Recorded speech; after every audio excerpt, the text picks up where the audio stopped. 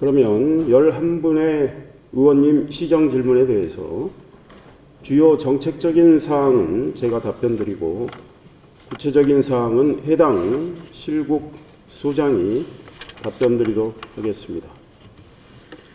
먼저 김봉 의원이 질문한 분당선 연장 사업과 관련해 답변하겠습니다. 지난 2021년 제4차 국가철도망 구축계획의 신규 사업으로 반영된 분당선 연장 사업은 현재 예비 타당성 조사를 위한 사전 타당성 용역을 국가철도공단에서 수행 중에 있으나 물가 상승에 따른 공사비 증가, 경기 부진에 따른 개발 사업의 지연 등으로 부득이 경제성 향상을 위한 추가 검토를 위해 내년 6월까지 용역 기간을 연장하였습니다. 우리 용인 특례시는 화성, 오산 시와 함께 오산 세교 3지구 및 화성 진안 신도시 등 신규 개발계획 반영과 사업성 향상을 위해 공동으로 협력하고 있습니다. 앞으로 화성 오산시와 국가철도공단과 함께 경제성 향상 방안을 마련할 수 있도록 노력하겠습니다. 다음은 박은선 의원이 질문한 용인시 지역축제와 관련하여 답변하겠습니다. 지금까지 우리 시에서는 역사와 전통문화를 바탕으로 선택과 집중을 통해 크고 작은 문화축제를 치러왔지만 어떤 특정된 축제를 대표 축제로 만들지 못했습니다.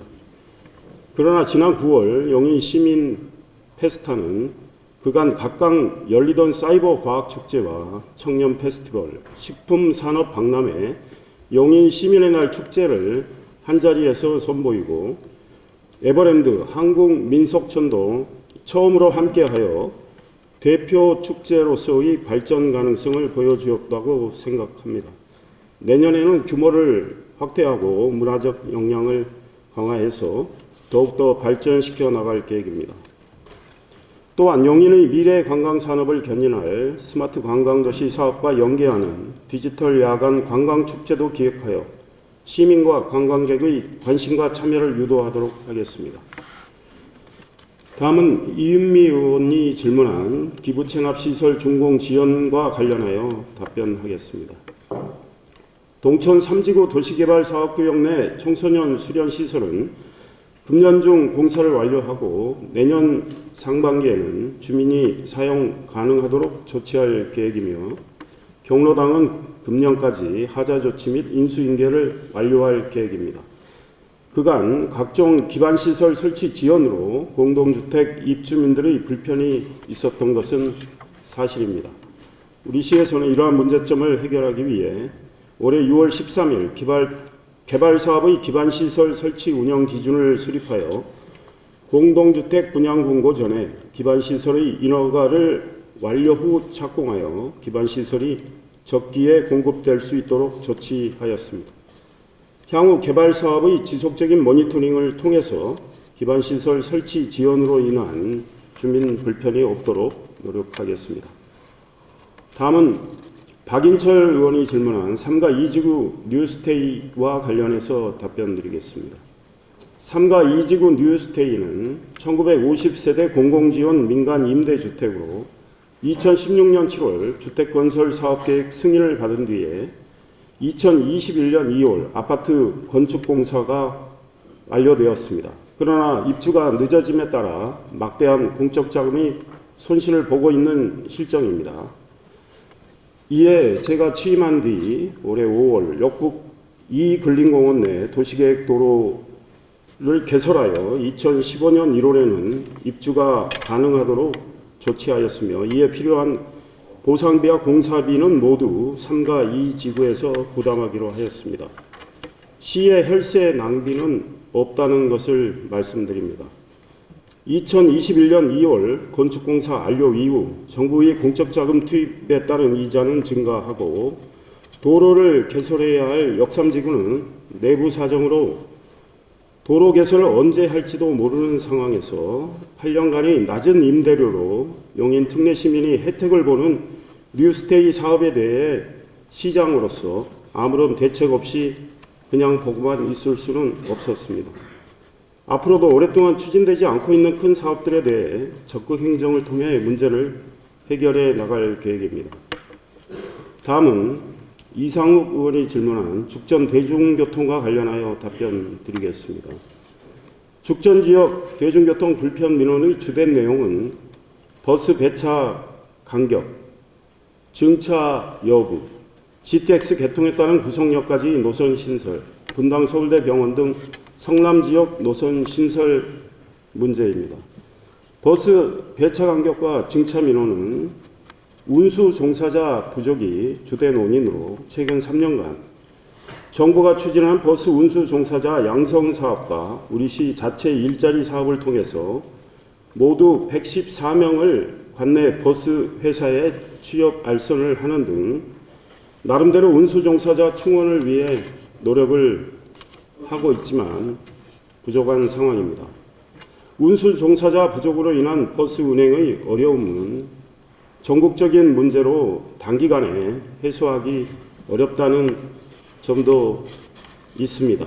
GTX 개통에 따른 노선 신설은 현재 죽전에서 보정역까지 운행 중인 4개 노선을 구성역까지 연장 검토하고 있으며 분당 서울대병원 등 성남 지역 노선 신설은 성남시가 지역교통 혼잡과 버스업체 협의 불가 등을 이유로 계속 동의하지 않고 있어 해결이 쉽지 않은 상황이지만 지속적으로 협의를 타진하도록 하겠습니다. 다음은 김병민 의원이 질문한 용인시 공영버스와 관련하여 답변하겠습니다.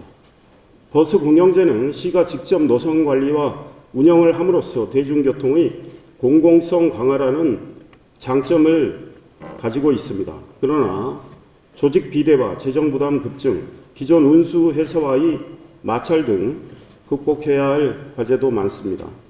이 같은 이유로 국토교통부와 경기도에서도 준공영제를 도입해서 광역버스는 2025년, 시내버스는 2027년까지 준공영제로 전환할 예정입니다.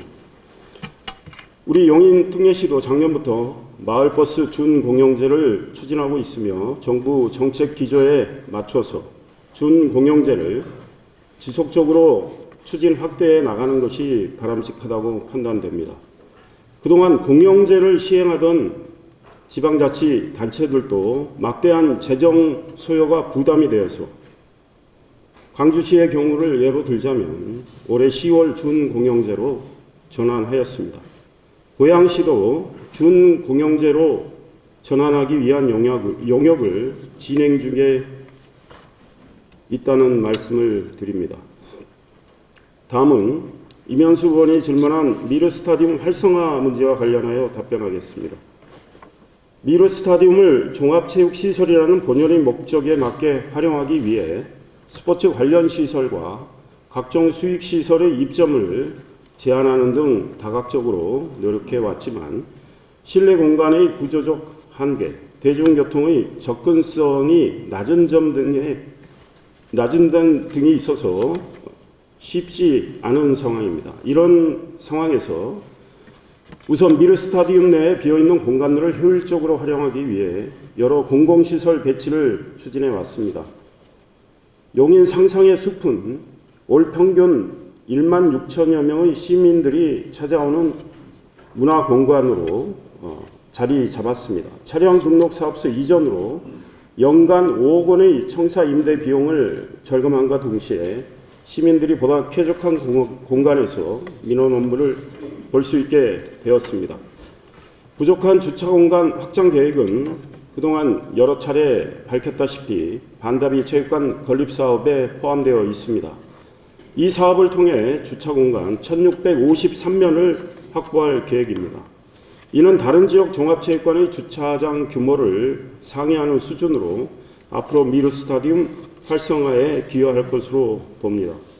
앞으로 미르스타디움 이용자 편의를 위해 푸드코트와 매점을 설치하고 보조경기장, 관람석과 편의시설 확충 문제를 검토하는 등 다양한 방법을 모색해서 미르스타디움이 시민들을 위한 보다 좋은 스포츠 공간으로 거듭나도록 하겠습니다.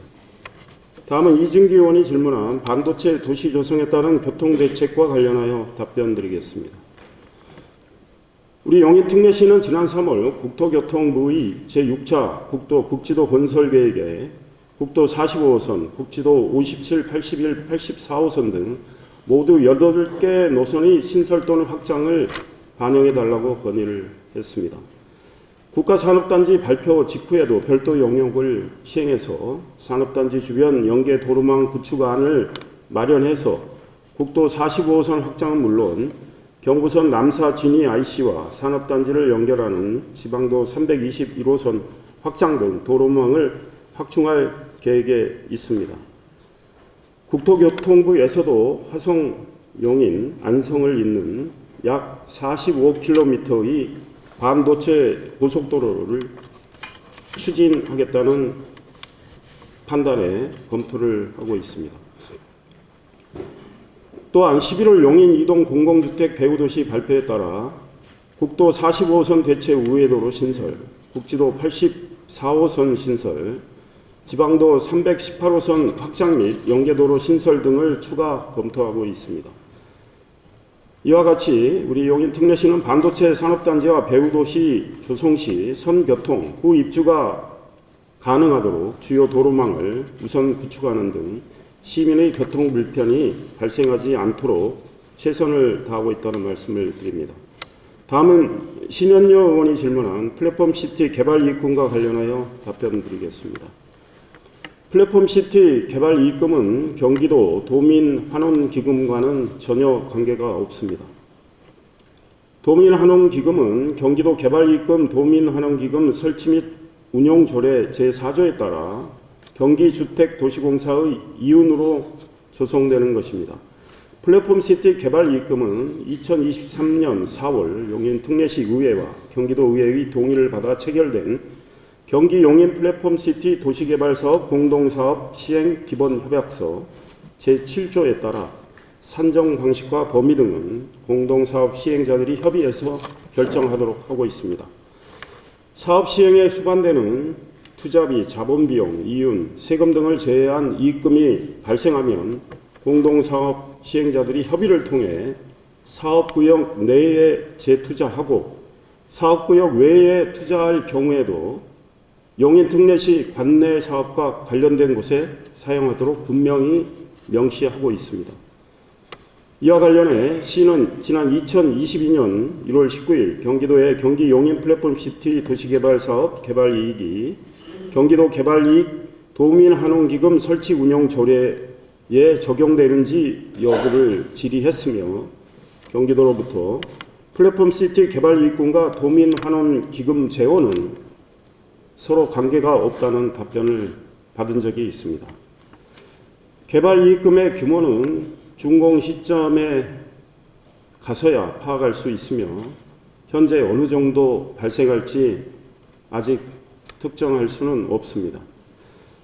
용인특례시장은 플랫폼시티 개발이익금이 사업구역인 용인특례시 내에 재투자되어야 한다는 확고한 원칙을 가지고 있고 개발이익금을 구체적으로 어떻게 사용할지에 대해서는 앞으로 시민들과 함께 지혜를 강구할 것임을 이 자리를 통해서 말씀드립니다. 김윤선 의원이 질문한 경강선 연장 사업과 관련하여 답변하겠습니다. 국토부에서는 제5차 국가철도망 구축계획 수립을 위해 내년 2월까지 지자체의 일반철도 신규 사업 제출을 받을 예정입니다. 우리 시는 제5차 국가철도망 구축계획에 대비하여 올해 6월부터 광주시와 공동으로 사전 타당성 조사 영역을 진행하고 있습니다. 처인구의 지역발전 토대가 될 경강선 연장 사업의 성공적 추진을 위해 모든 노력을 기울이고 있습니다. 시스템 반도체 국가산업단지 유치, 이동 배후 신도시 지정 등을 이끌어냄으로써 경강선 연장 사업의 가능성을 더욱 높였다고 생각합니다. 앞으로 남은 기간 최적의 노선 계획을 마련해서 경강선 연장 사업이 반드시 제5차 국가철도망 구축계획에 반영될 수 있도록 최선을 다하겠습니다. 마지막으로 김상수 의원이 질문한 57번 국지도 개통과 관련하여 답변하겠습니다. 국지도 57호선 고림 모연 구간은 지난 2006년부터 재정사업으로 추진되던 중 타당성 조사 결과 사업성이 낮은 것으로 분석되어 중단되었습니다. 이후 국토교통부의 국토국지도 건설계획 반영을 적극 건의했지만 사업성이 낮게 나와 현재까지도 개설하지 못하였습니다.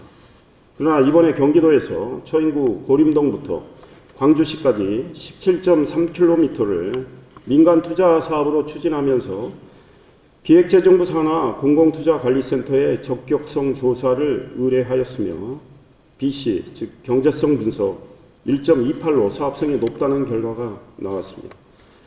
적격성 조사 내용을 보면 재정사업과 민간 투자 사업 중 민간 투자 사업이 적합하다고 분석되었습니다. 이 도로가 개설되면 국도 42호, 45호선이 시내 구간 상습 정체도 상당 부분 해소되고 용인 마평동에서 성남시 분당 간의 이동 시간도 대폭 단축될 걸로 보입니다. 처인구 시민들의 교통 편의가 개선될 것으로 기대되는 만큼 민자 사업으로 조속히 추진돼야 한다고 생각합니다. 우리 용인 특례시에는 이 사업뿐 아니라 국가 산단과 반도체 클러스터를 연결한 반도체 고속도로도 민간 투자 사업으로 추진하고 있습니다. 올해 4월 비상경제 장관회의에서 발표한 민간 투자 사업 활성화 추진 전략에 부응하여 앞으로도 필요한 민간 투자 사업을 활성화할 계획입니다. 용인 특례시 특히 처인구의 빠른 발전 속도를 따라가기 위해 도로, 철도의 교통 인프라 선행이 필수적인 만큼 이를 빠르게 확충할 수 있는 방안이 있다면 모든 방법을 동원해서 적극적으로 추진하도록 노력을 하겠습니다. 이은미 의원님이 질문한 각각의 조례에 규정된 계획 등을 수립하여 이행하지 않았다는 것에 대해서 답변드리겠습니다. 2023년 10월 말 기준 용인시 보유 조례는 총 524건입니다. 이 중 사업 및 계획 수립 근거가 명시되어 있는 조례가 상당수 있는 것으로 판단됩니다. 의회에서 조사한 292건 중 규칙 19건, 조례 중복조사 8건을 제외한 총 조사 건수는 265건으로 파악됩니다.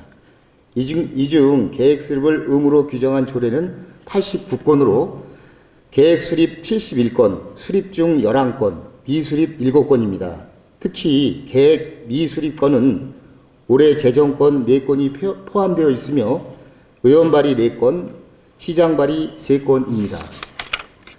이에 총 조례 건수는 524건 중 의회 조사 건수 265건과 미조사된 259건에 대하여 추가적으로 전수조사를 실시하여 조례에 따른 종합계획을 수립 이행하는지를 파악하고 지속적으로 궤도 점검함으로써 시민을 위한 사업과 정책을 추진함에 있어 차질이 없도록 최선을 다하겠습니다.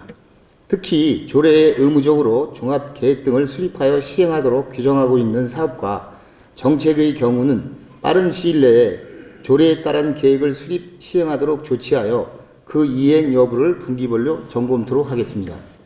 더불어 사업 추진 계획이 현실적으로 불가능한 경우는 현실에 맞게 조례를 개정하여 자치법규의 실효성 확보 및 대민 행정의 신뢰성 제고를 위하여 적극 노력하겠습니다.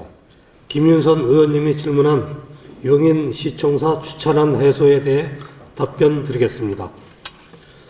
행정타운 주차난 해소를 위한 계획으로 우선 단기적으로 문화복지행정타운 내 본청 및 청소년 미래재단 등 공공기관 지원 대상으로 12월 4일부터 승용차 유일제를 시행할 예정입니다. 아울러 용인세무서 후면 주차장 102면 유료화 실시로 주차 차량의 회전율을 높여 민원인들의 불편을 최소화하겠습니다. 또한 중기적 계획으로 농협 뒤편 직원 주차장에 지상 5층 주차대수 543대 규모의 주차타워 건립을 추진할 계획입니다. 사업기간은 2024년 8월부터 2028년까지입니다. 이 외에도 장기 주차 및 무당 방치 차량 이동 조치, 청사 부진의 주차 공간 확충 등 주차 불편 해소를 위하여 최선을 다하겠습니다. 먼저 박은선 의원님이 질문한 용인시 중장기 문화정책 로드맵에 대하여 답변드리겠습니다. 용인시는 지역문화진흥법 제6조에 근거하여 2020년에서 2024년까지의 5개년 문화진흥 시행계획을 수립하여 문화정책 사업을 추진하고 있으며 중장기적 비전이 반영된 문화정책 로드맵 수립을 계획하고 있습니다. 이에 2024년 수립 예정인 제3차 지역문화진흥 시행계획과 용인시의회 의원 연구단체의 지역중심 문화도시 연구회의 자료, 대한민국 문화도시 조성계획 등의 내용이 반영된 중장기적 관점에서의 체계적이고 일관된 정책 추진과 지역문화의 발전 토대를 구축하기 위하여 2024년도에는 용인시 중장기 문화정책 로드맵을 수립하겠습니다. 아울러 국내 최대 연극 경연인 제42회 대한민국 연극제를 통하여 용인의 위상을 높이고 시민들에게 새로운 문화적 체험의 기회를 제공할 것이며 문화예술인들의 수건사업이었던 미술관 건립 추진과 포은아트월 공연장 객석을 1540석 규모로 확충하여 공연사업 경쟁력과 도시의 품격을 높이는 등 중장기 문화정책을 실행하기 위한 기반 마련에도 노력하겠습니다. 다음은 이면수 의원님이 질문한 안심통합버스 사업에 대하여 답변드리겠습니다. 우리 시는 2022년부터 초중학생의 안전한 통학을 위하여 안심통합버스 사업을 용인교육지원청과 협력하여 추진하고 있으며 2024년 안심통합버스 사업비 예산 편성을 위하여 용인교육지원청에서 전년 대비 3억 9천만 원을 증액한 22억 9천만 원을 요청한 바 있습니다. 그러나 22년 안심통합버스 사업비로 13억 원을 교부하여 6억 원이 미집행되었고 2023년도에도 19억 원을 교부하였으나 5억 원이 미집행되는 등 2년간 지속적으로 집행 재난이 발생되어 용인교육지원청과 추가 검토 과정을 거쳐 2024년도 안심통합버스 사업비 12를 19억 원으로 조정하였으며 이는 전년도 집행액 대비 5억 원이 증액된 규모입니다. 다만 학교별 실소요액이 신청한 금액보다 초과되거나 지원 대상 학생 수가 증가할 경우에는 추경 예산을 확보하여 학생 통학 여건이 개선될 수 있도록 노력하겠습니다. 복지 업무에 많은 관심 가져주시는 이윤미 의원님과 이상욱 의원님께 감사드리며 두 분 질문에 대해 차례대로 답변드리겠습니다. 먼저 이윤미 의원님이 질문한 노인복지기금의 효율적인 운영 제안에 대해 답변드리겠습니다. 노인복지기금은 각종 노인복지 사업의 안정적 추진을 위해 만든 우리시 재량기금으로 96년도부터 조성을 시작해서 올해 말 기준 총 조성 예상액은 123억 원입니다. 아시는 바와 같이 조성액의 대부분은 관련 규정에 의거 우리시 통합재정 안정화 기금에 예탁하여 일반회계로부터 3.5%의 예탁금 이자를 받아서 기금 사업의 재원으로 사용하고 있습니다. 2024년도 노인복지기금 운용 규모는 총 6억 7천만 원입니다. 재원은 기금의 이자 수입이 4억 1천만 원, 2월액이 9천만 원이며 시의 일반회계로부터 지원받는 전입금이 1억 7천만 원입니다. 기금의 이자 수입만으로는 사업 추진이 어려워서 매년 일반회계로부터 지원을 받아 그 부족분을 충당하고 있습니다. 코로나19 기간을 제외하고 최근 3년간 일반회계로부터 받은 전입금은 총 5억 3천만 원이며 기금 사업 이외에도 현재 일반회계 예산으로 보다 폭넓고 다양한 노인복지 사업을 추진하고 있습니다. 참고로 도내식은 확인 결과 평택시, 시흥시 등 노인기금이 없는 일부 시를 제외하고는 모두 우리 시와 유사한 방법으로 운영되고 있습니다. 유동적인 이자 수입이나 적립 원금 활용 방안 검토 등 의원님께서 우려하시는 사항은 안정적인 노인복지 사업 추진을 위한 관심과 당부의 말씀으로 이해하고 앞으로 업무 추진 시 보다 신중을 기울이도록 하겠습니다. 다음은 이상욱 의원님이 질문한 다함께 돌봄센터 설치 계획에 대해 답변드리겠습니다. 현행 주택 건설 기준 등에 관한 규정에 의하면 2021년 1월 12일 이후에 사업계획 승인을 신청한 500세대 이상의 공동주택은 다함께 돌봄센터를 의무적으로 설치해야 합니다. 우리 시는 2019년 5월 1호점 설치를 시작으로 해서 현재까지 총 16개소를 설치하였으며 말씀하신 대로 중앙동 및 보정동 행정복지센터에 설치된 2개소를 제외하고는 14개소 모두 아파트 단지 내에 위치하고 있습니다. 하지만 이 모두가 2021년 1월 12일 이전에 사업 승인 신청한 것으로 해당 규정에 의한 의무 설치 대상은 아닙니다. 저희가 돌봄 공백 해소를 위해 당시 추진 중인 공공청사에 우선 확보하였고 공동주택은 입주자 대표 및 사업 시행사와 사전 협의를 통해 설치하였습니다.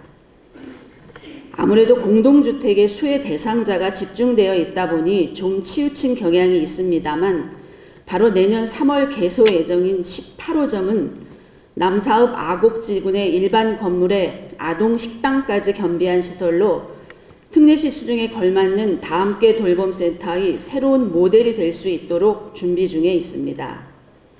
앞으로 의원님의 의견을 참고해서 공동주택은 물론 특히 돌봄 수요가 높은 일반 지역을 대상으로 보다 적극 발굴하도록 하겠습니다.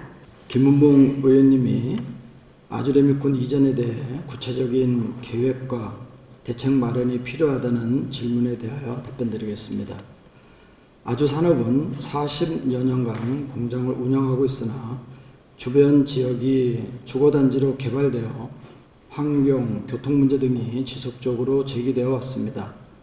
우리 시에서는 공장 이전을 적극적으로 독려하고자 아주레미콘 공장 부지 약 22,200평방미터를 2023년도 용인도시기본계획에서 시가와 예정용지로 반영하여 이전 계획을 이전을 할 수 있도록 계획을 수립하였습니다. 이후에도 우리 시는 아주레미콘 공장의 이전을 위해 분기별 실무 협의를 통하여 대책을 논의해 왔습니다. 그러나 법령상 레미콘 공장의 입지 제한과 공장 측에서 레미콘 공장의 운영 권역을 고려할 때에 이동욱 서리와 천리 지역까지만 이전할 수 있다는 의견을 표명하고 있어 이전 대상지 선정에 난항을 겪고 있습니다. 의원님은 이전 부지를 집행부에서 찾고 있느냐고 질의했지만 민간기업의 공장 부지를 집행부에서 제시하기는 어려우며 민간기업의 공장 이전을 시가 강제하거나 강요할 수도 없습니다. 과거에 아스콘 제조기에 대한 폐쇄를 명령한 적도 있지만 대법원 판결에서 패소한 만큼 시가 행정력으로 아주레미콘 이전을 강제할 수 없다는 것을 의원님께서도 잘 알고 계실 것이라고 생각합니다. 시는 대기오염 물질과 악취 등 환경 관련 법령 기준 초과 여부를 수시로 모니터링하고 위반 시 절차에 따라 즉시 조치하고 있습니다. 시는 또 악취 방지 시설을 보수하고 개선하도록 아주산업 측에 지속적으로 요구하는 등 주민 불편 해소를 위해 다방면으로 행정 조치를 실시하고 있습니다. 집행부는 앞으로도 아주산업 측에 공장 이전을 지속적으로 독려할 것이며 주민 불편이 최소화되도록 행정력을 적극 동원하도록 하겠습니다.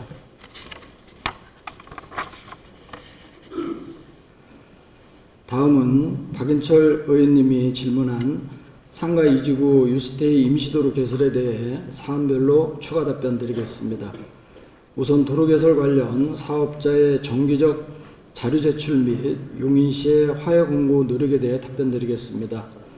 상가 이지구 뉴스테이 진입도로인 역삼 지구내 중로 2-84호선 개설은 역삼 조합에서 시행하는 것으로 양사 간 합의서가 2018년 1월과 2020년 9월 두 차례에 걸쳐 각각 조건은 다르게 체결되었습니다. 하지만 역삼조합의 합의 내용 미이행으로 도로 개설은 추진되지 않았고 이에 상가 2지구에서는 역삼조합에 대한 손해배상 청구 소송을 진행하고 있습니다. 이에 우리시는 2019년 초 상가 2지구 아파트 준공이 임박함에 따라 다른 도로의 해당 도로의 개설을 위한 양 사업자 여러 차례 회의를 하였으나 역삼지구 조합장 교체 등 조합 내의 갈등으로 무산된 바 있으며 2021년 2월 아파트 건축 공사 완료 후에 진입도로에 대한 문제가 지속 제기됨에 따라 우리시는 2021년 12월부터 2022년 3월까지 제2부시장 주재로 양 사업자와 12번의 회의를 거쳐 도로개설 위수탁 방안을 수립하고 협약서를 체결하기 직전이었으나 역삼조합의 공사비 비율 조정, 소송 취하 요구 등 협상 시에 논의되지 않은 추가 조건 제시로 협상이 결렬되었으며 그 후로는 조합장의 공석으로 협상을 할 수 없었습니다. 이와 같이 우리 시에서는 상가 2지구 진입도로 개설을 위하여 최선의 노력을 다하였다고 생각합니다.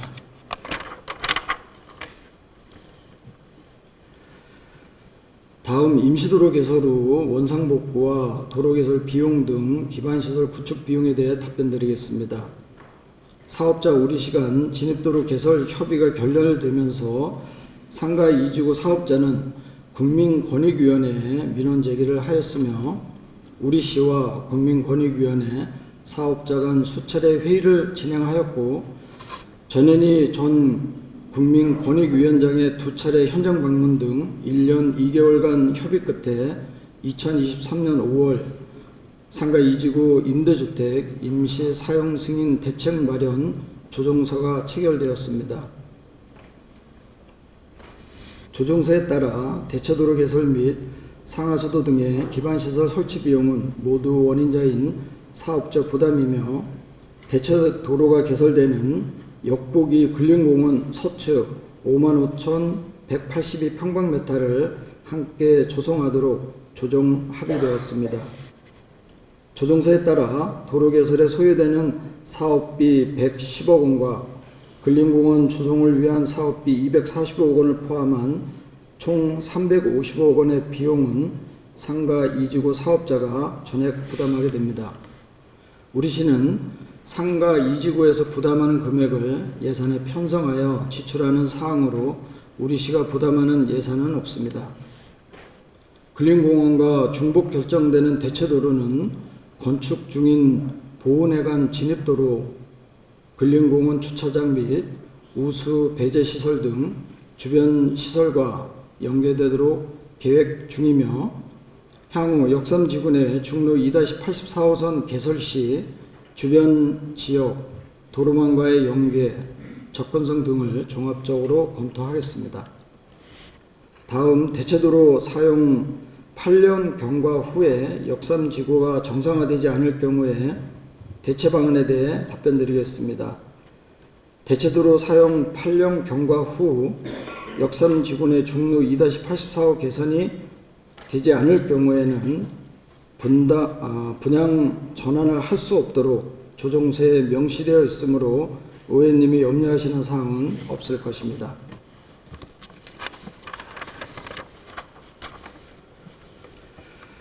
다음 뉴스테이 분양 전환으로 수익 발생 시 용인시 이익이 무엇인지에 대해 답변드리겠습니다.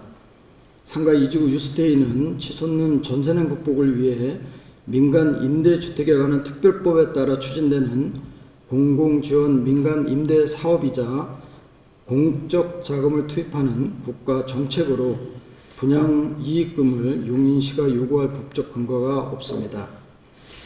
다음은 고림지구 내 초, 중학교, 중공 및 도로개설 현황에 대해 답변드리겠습니다. 현재 고림지구 내 고진 초중은 경기도 용인교육지원청 확인 결과 24년도 3월 개교에 큰 문제가 없는 것으로 확인되었으며 또한 고림지구 내 중로 1-35 등 3개 노선은 시와 공동주택 사업자가 위수탁 협약을 체결하여 도로 개설 추진 중이며 기존 공장과의 보상 문제로 일부 구간 공사가 지연되고 있으나 내년 상반기에 공사 완료를 목표로 진행하고 있습니다. 다음은 이상욱 의원님이 질문한 죽전 물류센터에 대해 답변드리겠습니다. 죽전 물류센터 부지는 죽전 택지개발지구 지정시에 존치 공물을 유통 업무시설로 받아준 건축물로 일방적인 물류센터 이전은 토지 소유자의 사유재산권을 침해하는 행위이므로 우리시가 물류센터 이전을 강제로 요구할 수 없음을 양해하여 주시기 바랍니다. 다만 화물차로 인한 주민 피해에 대하여는 사업자로 하여금 주민 생활의 피해가 최소화되도록 협조를 요청하겠습니다. 이상욱 의원님의 상현 2동 청사부지 관련 시정 질의에 대하여 답변드리겠습니다. 상현동 9-8번지 외 사필지는 상현 2동 주민센터를 건립하고자 2009년도에 청사부지로 도시계획시설 변경 결정 및 공유재산 관리계획을 수립하였습니다. 그러나 상현 2동 일부 주민들의 반대가 있어 청사 위치에 대한 주민 투표 결과 현재 상현 2동 주민센터가 위치한 상현 근린공원으로 변경 결정되어 2014년 청사 건립이 완료되었습니다. 2009년 도시계획시설로 변경 결정된 상현동 9-8번지 일대 공공청사부지 면적은 3,532평방미터이나 현재 매입된 부지는 714평방미터로 잔여부지 2,818평방미터가 매입이 안 된 상태입니다. 동부지 활용 방안에 대해서는 당초 목적 사업인 상현 2동 주민센터가 상현 근린공원에 준공되어 사용 중에 있으므로 주민센터를 제외한 문화복지시설 등의 설치 타당성과 지역 간의 형평성 및 시의 재정 여건 등을 종합적으로 고려하여 부지 활용 여부를 모색하도록 하겠습니다. 네 분 의원님들께서 질의하신 5건의 질의에 대해 답변드리겠습니다. 먼저 김병민 의원님이 질의한 마성초 교통환경 개선에 대해 답변드리겠습니다. 마성초 진입로는 개설이 완료된 도시계획도로로 현장 확인 결과 소방차 진입이 가능한 도로이나 주정차된 차들로 인해 소통에 다소 어려움이 있어 우선적으로 교통지도 및 단속을 실시하여 불법 주정차로 인한 소방자동차 진입 문제를 해소하고 현장 여건을 고려해서 불법 주정차 단속 카메라 설치도 함께 검토하겠습니다. 또한 도시계획도로 확정을 위한 도시계획시설 변경 결정 여부에 대해서는 중장기적으로 면밀히 검토토록 하겠습니다. 다음은 이진규 의원님이 질의한 경강선 연장사업 진행 상황에 대해 답변드리겠습니다. 시장님께서도 말씀하신 바와 같이 우리시 수건사업인 경강선 연장사업에 제5차 국가철도망 구축계획 신규 사업의 반영을 위해서 올 6월부터 광주시와 공동으로 사전 타당성 조사 용역을 진행 중에 있습니다.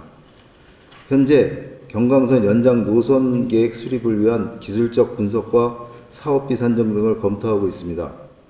반도체 국가산당과 이동 공공주택지구의 주요 개발 사업을 반영한 사업성 분석을 통해서 내년 1월 중 최종 노선안을 마련하여 경기도를 통해 국토부에 건의할 계획입니다. 또한 국토부 경기도에 제출 전 의원님들께 사전 보고토록 하겠습니다. 국가철도망 구축계획 일정에 차질이 없도록 함은 물론 경강선 연장 사업이 반영될 수 있도록 최선을 다하겠습니다. 다음은 김윤선 의원님이 질의한 GTX 용인역 개통 관련 교통개선 대책과 고기교 주변 개선 공사에 대해 답변드리겠습니다. 먼저 GTX 용인역 개통과 관련한 교통개선 대책에 대하여 답변드리면 우리시는 GTX 용인역 2번 출구가 2024년 6월 개통될 것에 대비하여 인근 유휴부지를 활용한 임시 대중교통 연계 계획을 수립 후 토지 소유자인 경기도 주택 도시공사로 하여금 GTX 용인역 개통 시기에 맞춰 활용할 수 있는 환성 주차장, 버스 회차지, 임시 정류자 등 교통 연계 시설 조성 협의를 완료를 한 상태입니다. 아울러 GTX 용인역 접근성 향상을 위해서 수지 신갈권역과 신수로 일대의 버스 노선 연장, 용인역 경인 노선 신설 등 대중교통 체계 개선을 통해 이용자의 환승 편의를 도모토록 하겠습니다. 다음은 고기교 주변 개선 공사에 대해 답변드리겠습니다. 현재 경기도 하천과에서 동막천 정비사업 실시 설계 용역을 추진 중에 있으며 경기도 도로정책과에서는 고기교 주변도로 교통영향 분석 용역을 진행하고 있습니다. 이에 우리시에서는 22년 9월 경기도와 우리시, 성남시가 체결한 고기교 갈등 해소 협약에 따라 경기도에서 추진하고 있는 용역 결과에 따라서 고기교 재가설 사업 실시 설계를 추진할 예정으로 있습니다. 그래서 내년 24년 본 예산에 고기교 실시 설계 및 토지 보상비 20억 원을 반영한 상태입니다.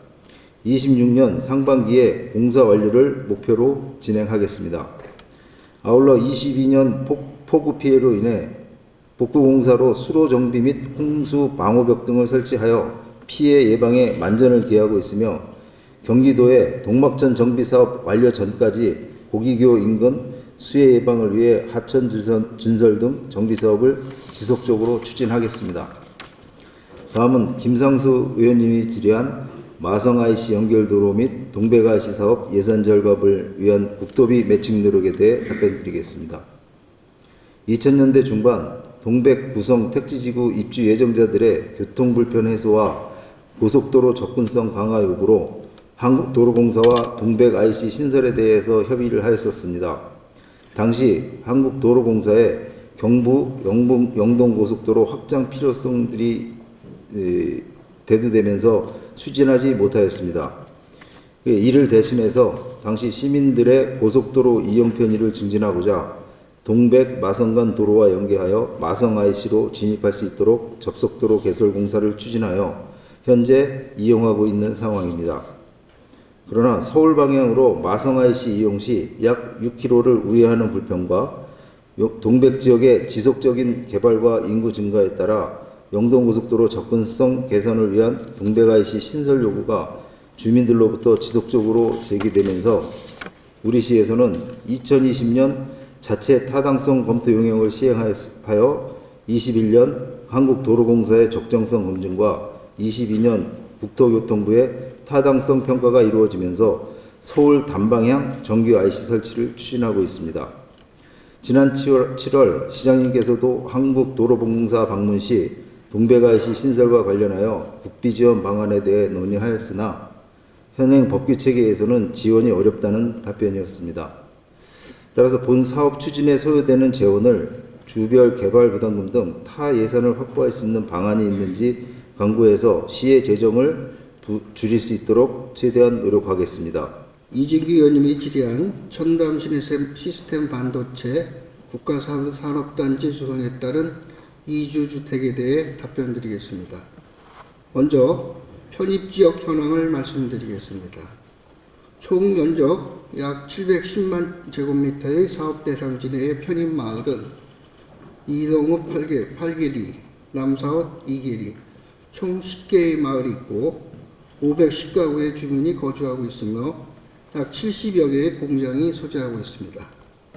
그간 지역 주민의 이주 대책을 마련하기 위하여 주민 대표와 시장님 면담 및 회의를 통해서 주민 의견을 지속적으로 수렴하였고 사업 시행자는 이를 바탕으로 지군의 단독 농지 공급 등 협의 보상을 제고를 위한 방안을 검토 중에 있었습니다. 또한 11월 29일부터 용인 첨단 시스템 반도체 국가산업단지 개발행위 허가 제한 지역 추가 지정에 관한 주민 의견 청취 중에 있고 폐부지 증가 및 그동안 우리시에서 요청한 이주자 주택단지 대략 260호 정도가 추가 반영되어 36만 8천 제곱미터의 면적이 확장될 계획입니다. 기존 기업 이전 방안에 관련해서도 기업인 협의체와의 공식 면담 및 의견을 수시로 수렴하였고 이를 토대로 사업 시행자에게 대책을 요구하였습니다. 현재 사업 시행자는 현입 지역 내 기업에 대한 수요 조사를 진행하고 있으며 기업의 정확한 의향을 파악 후 첨단 이주를 위한 별도 산단 조성, 개별 공장 입지 또는 기존 진행 중인 산단 활용 등 다각적인 이전 대책을 기획하고 있습니다. 구체적인 주민 기업의 이전 대책은 2024년 상반기 산업단지 승인 신청 시 반영할 예정이며 의원님이 말씀해 주신 직접 주민들의 목소리를 들을 수 있도록 시와 사업 시행자가 전담 조직을 편성해서 현장 소통 창구를 개설 운영할 수 있도록 준비하고 있습니다. 김윤선 의원님이 질문한 용인 반도체 클러스터 일반 산업단지와 관련해 원산면과 체결한 상생 업무협약의 추진사항에 대해 답변드리겠습니다. 용인 특례시는 지난해 1월 용인 반도체 클러스터 조정을 원활하게 추진하고 이에 따른 주민 민원에 신속하게 대응할 수 있도록 시와 지역 주민, 사업 시행자와 함께 원산면 지역발전 상생협의회를 구성했습니다. 지난해 12월에는 그동안 약 10여 차례의 회의를 통해 지역 주민 지원 방안 13가지를 담은 업무 협약을 체결했습니다. 시는 원산면 주민과 협의한 사항에 대하여 2040 용인 도시기본계획 수립 등 관련 용역을 진행 중이며 농어촌 도로 조기 개설, 농업용수 공급 및 문수산 경관 개선 사업, 상수도 공급 등 협약 사항을 연도별 사업 계획에 따라 추진하고 있습니다.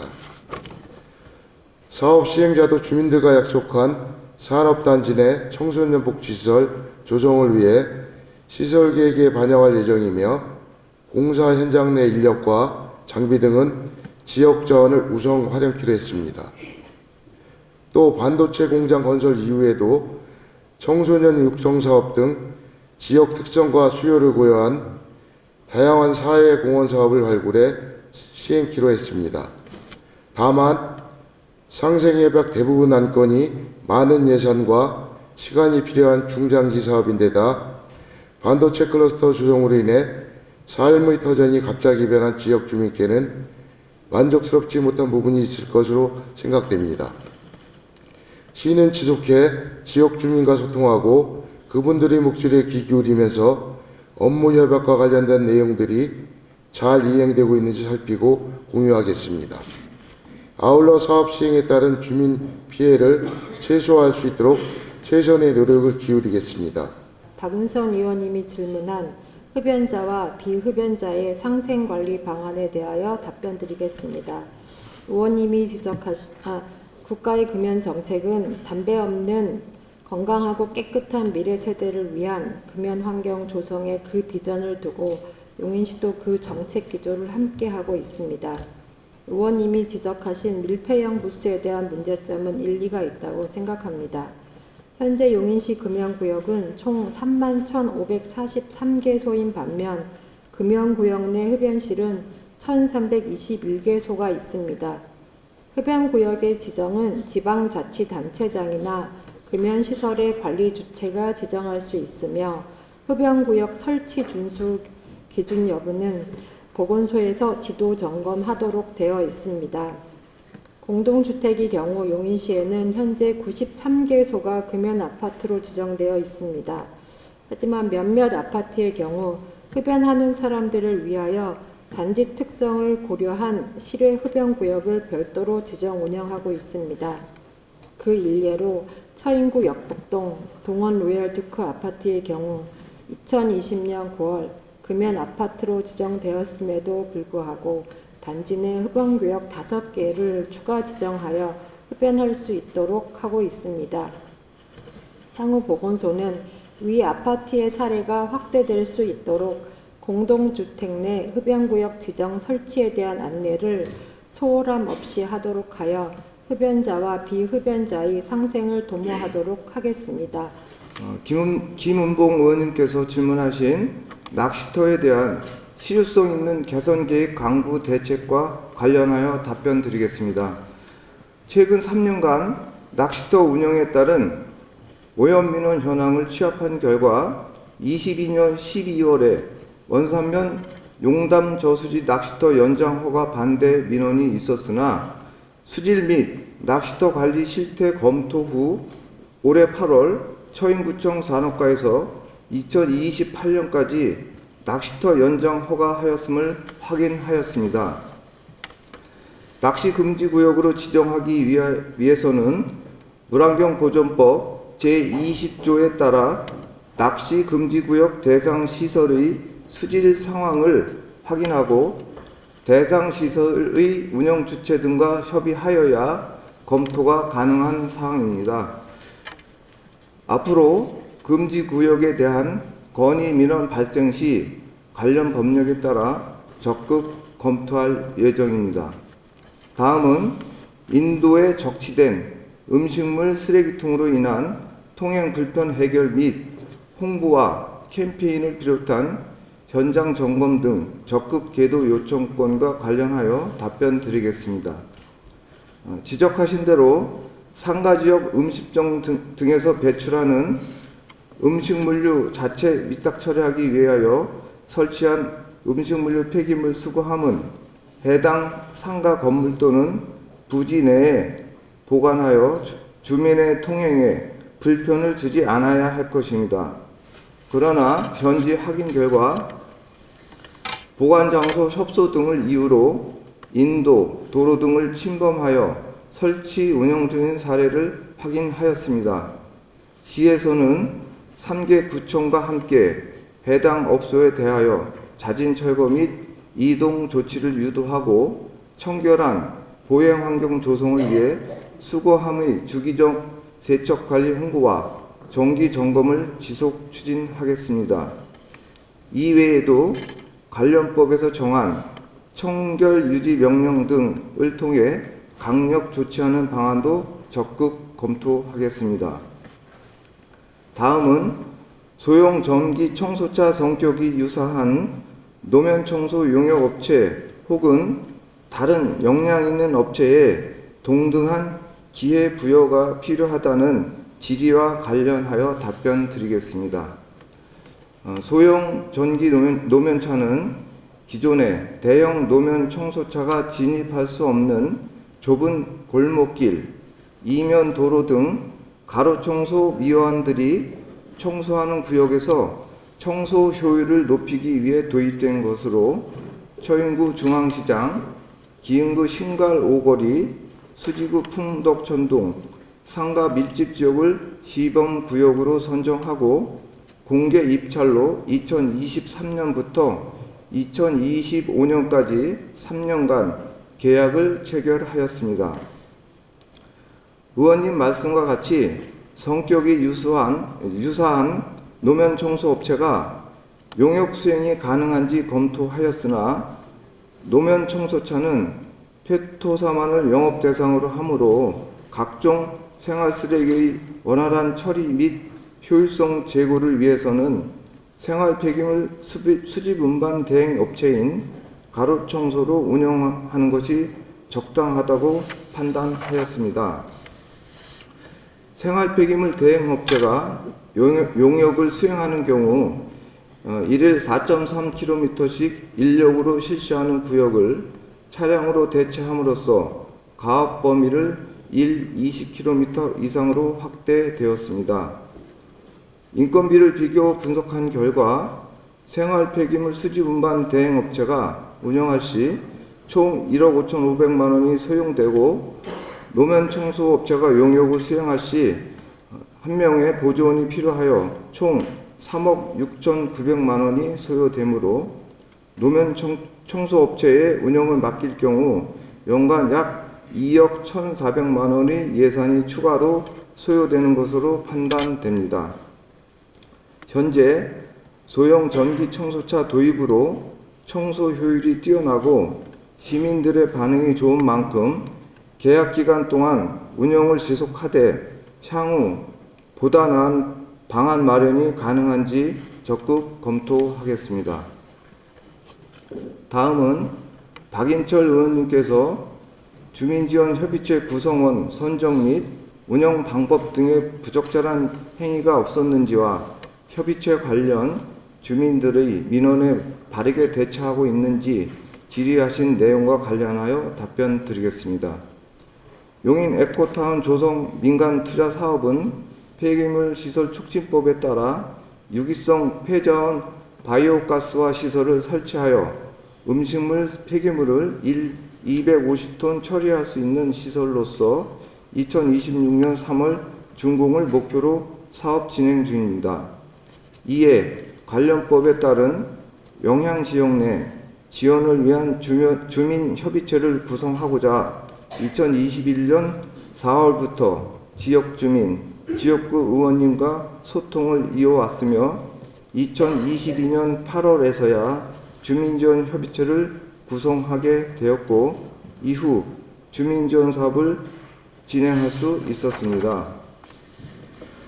의원님께서 제기하신 당초 구성된 협의체 위원 중 자격 문제에 대한 건은 현재 관련 부서에 사실 조사를 요청한 결과 담당자가 현장 방문하여 대상자 소지품, 우편물 수령 등을 확인함으로써 거주한 것으로 보인다는 답변을 받아 위원 자격에는 문제 없는 것으로 확인하였습니다. 협의체 운영에 대한 주변 주민들의 민원에 대해 공직자들이 바르게 대처하고 있는지 대해서는 폐기물 시설 촉진법에 의거 협의체와 협의함으로써 법령의 취지에 따라 응대하였으며 향후 오해의 소지가 없도록 투명하게 민원 처리토록 하겠습니다.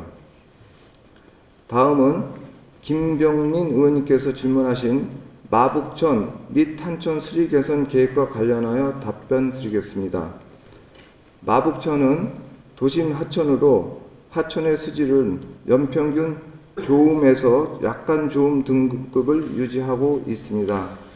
마북천 인근의 오폐수 배출시설 대부분은 하수처리장으로 유입되고 있어 오폐수 배출시설로 인한 하천 오염 영향은 미미할 것으로 판단하고 있습니다.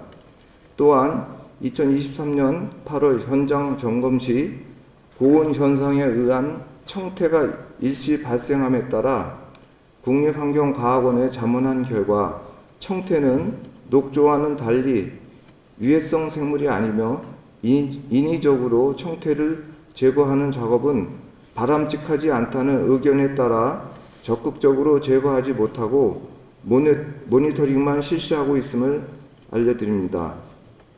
향후에 하천의 수질이 개선되도록 수질 정화 식물 식재, 지속적인 하천 수질 모니터링 등 다각적인 방안을 마련하도록 노력하겠습니다. 마지막으로 신현여 의원님께서 질문하신 5분 발언 이후 생태계 교란식물 대책 변화 미비, 생태계 교란식물의 확산에 따른 생물 다양성 보전 문제 야기, 생태계 교란식물의 면밀한 모니터링을 통해 정확한 확산 실태 파악, 지속적이고 적극적인 퇴치 작업 및 중장기적 개선 대책 마련과 관련하여 답변 드리겠습니다.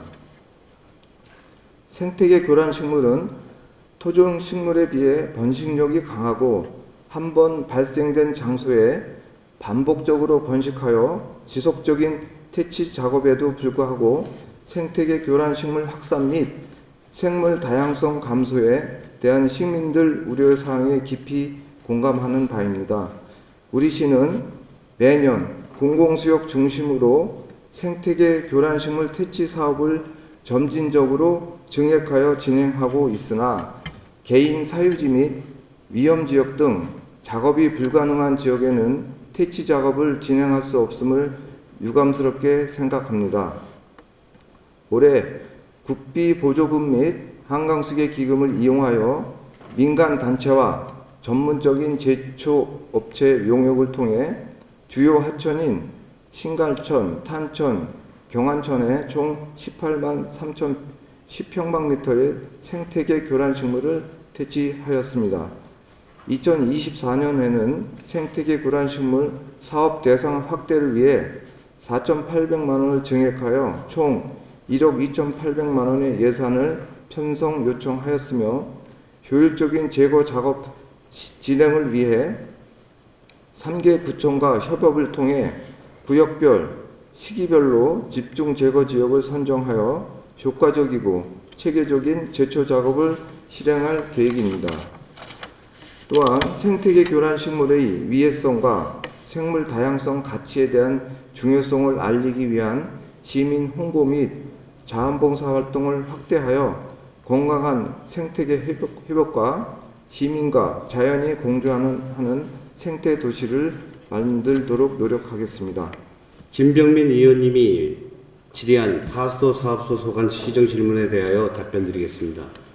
먼저 용인시 하수도 원가 개선 방안에 대하여 답변드립니다. 하수도 원가 정보는 하수도법 제65조에 따라 사용료가 정해지면 1개월 이내에 공부하게 되어 있으며 용인시는 지방공기업법 제46조에 따라 하수도 원가 정보를 포함한 결산서를 매년 시 홈페이지에 공개하고 있습니다. 다음, 하수도 원가 개선 방안에 대하여 말씀드리겠습니다. 용인시는 면적이 넓고 하수처리 인구가 103만 2천 명이며 하수처리 시설이 36개소로 하수도 처리 원가가 높을 수밖에 없는 구조이니 이해해 주시기 바랍니다.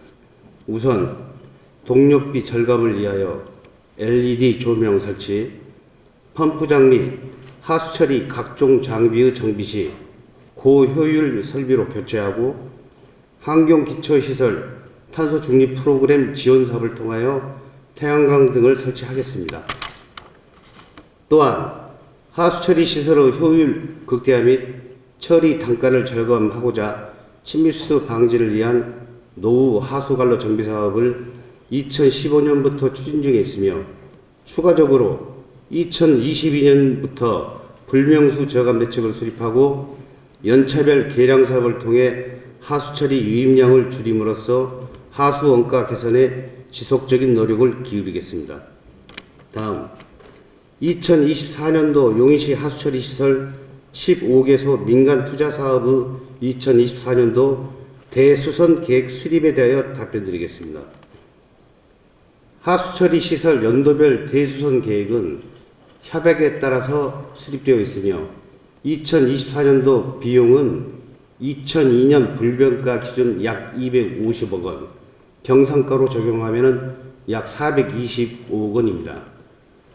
사업 시행자에게 사업 연도 대수선 계획이 포함된 유지 관리 및 운영에 관한 계획서를 해당 연도 개시 30일 전까지 제출받고 있으며 2024년도 대수선 계획은 사업 시행자가 작성 중에 있습니다.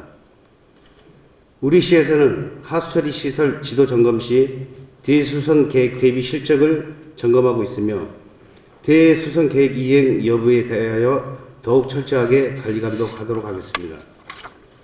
또한 협약에 따라 적정하게 대수선이 이루어지도록 관리 운영 종료일 1년 전에 시설에 대해 외부 기관 용역을 실시하고 관리 운영권 설정 만료 시까지 사업 시행자에게 비용으로 보수토록 하여 인계받도록 하겠습니다.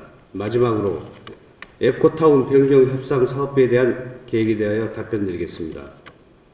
초인구 지역은 각종 개발 사업과 도시 확장 등 하수량의 지속적인 증가로 인하여 하수도 확충을 위해 사업 시행자가 제시한 300억 규모의 변경 협상을 추진하고 있습니다. 에코타운 변경 협상에 있어 사업의 공정한 평가, 전문기관의 검토 절차가 이루어질 수 있도록 한국환경공단과 변경 협상에 대한 이 수탁 협약을 체결하였으며 의원님이 지적하신 사항에 대하여는 한국환경공단의 설계 관리와 적정성 검토, 총 사업비와 운영비 변경 내역의 적정성 검토, 전체 설계 경제성과 같은 전문 분야의 검토를 거치고 협상 등의 절차를 통해서 적정 사업비가 도출될 수 있도록 하겠습니다. 이상으로 시정 질문에 대한 답변을 마치겠습니다.